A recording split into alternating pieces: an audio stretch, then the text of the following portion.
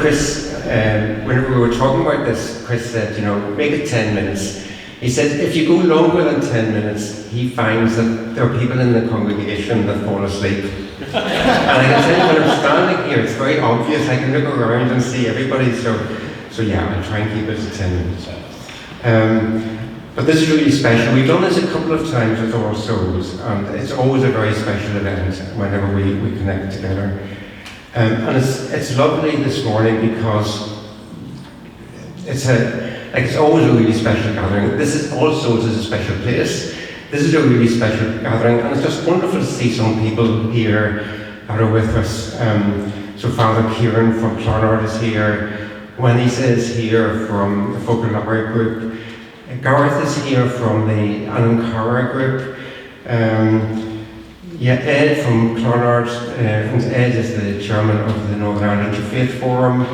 Others from the Interfaith Forum are here. So it's a really nice gathering and great to see that spread of people. And I'm always conscious of the work that goes on in the background to do something like this with members of the church that have been helping in the background, with the sound, with the food, and with the music, and particularly the music with Trevor's work with the music and Norman. So thanks for all of that. And Chris asked, was he on message this morning? And he was absolutely on message. And it was great to have that little bit of an introduction. And I'm not going to say very much. I'm just going to say a few words just to give a little bit of context, because Chris has done it really very well. But there were two founders of the Baha'i faith, the Bab and Baha'u'llah. Chris mentioned the Bab was executed after teaching for 6 years. He was executed. Baha'u'llah was imprisoned and tortured and exiled on 4 separate occasions, and spent his entire life in prison. And his son Abdul Baha was 12 years of age whenever he was exiled along with his father and imprisoned along with his father. And all of the readings this morning and the prayer were from Abdul Baha. And it's just astounding that somebody that spent their life in prison and in exile and being tortured talks about peace and love for all mankind. So Abdul Baha really is a profound inspiration for Baha'is and for others.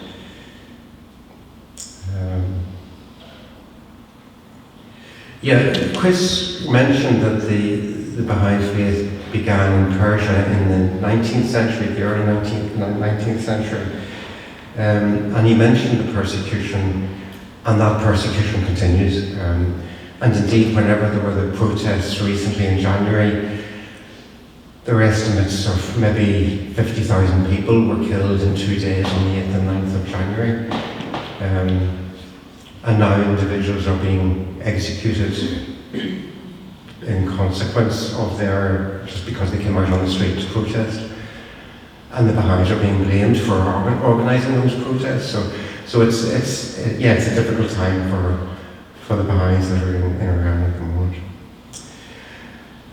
But when I was thinking about this morning and thinking about All Souls, one of the things that struck me, and it has always struck me, is that in a sense, the Baha'i community and All Souls share a spiritual DNA that we have in common.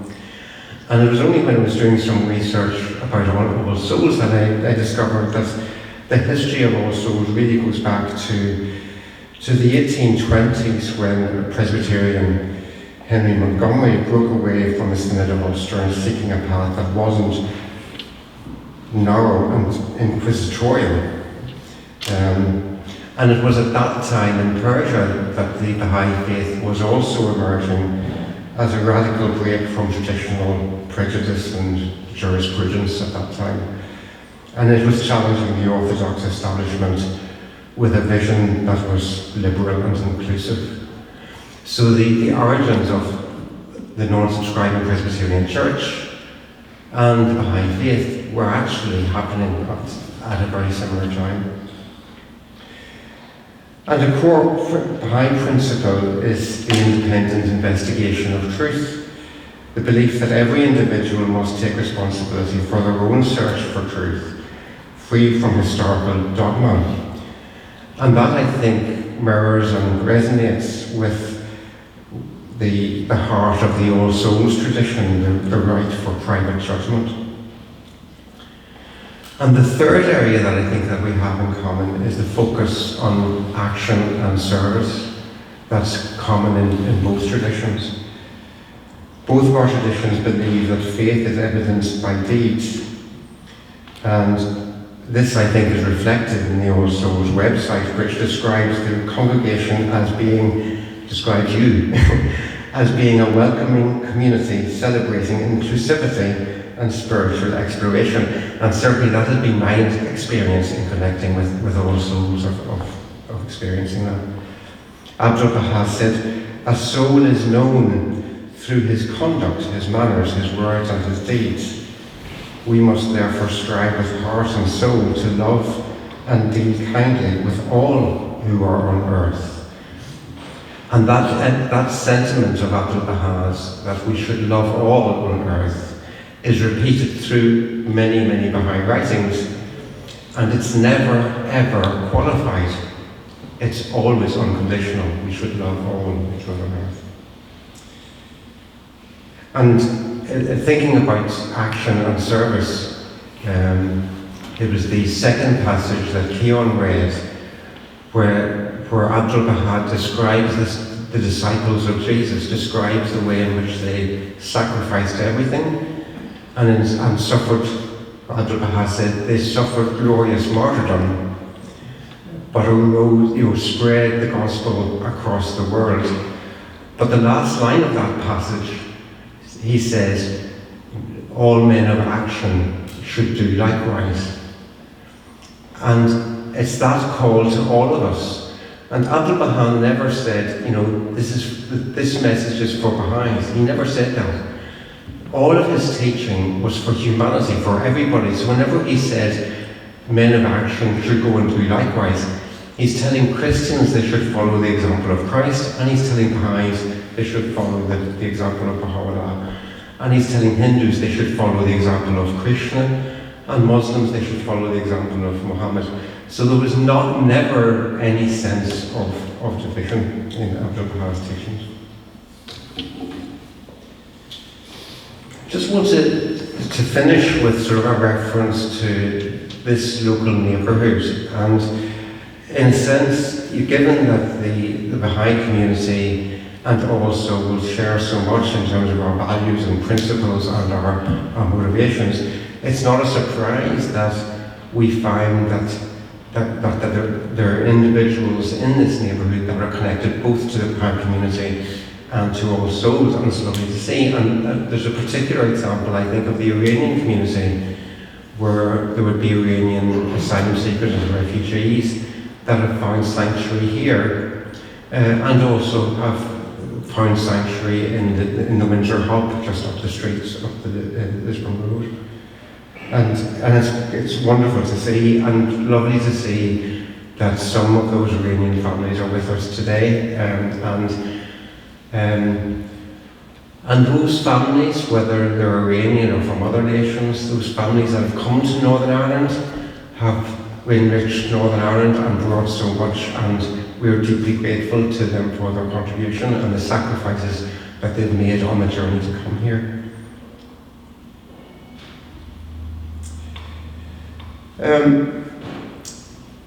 Today we're meeting at a time of intense polarisation in the world, and that's very obvious to everybody.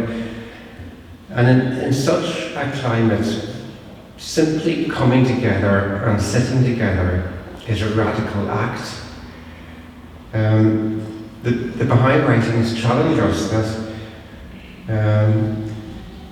there's a quote that says, "Let us try as an experiment, let us try peace. If we see that unity brings light, we can then continue it." So this joint service is part of that experiment. It echoes the Jewish teaching from Hillel to love peace and pursue peace, and the Quranic hope that even between strangers, God may bring about affection. So these encounters challenge us, They challenge us to see how a different community puts shared values into action. And seeing how the congregation in All Souls puts love into practice inspires us in the Baha'i community to rise to that same standard. So we're really grateful to be able to take part in that journey with you. Thanks very much, Chris.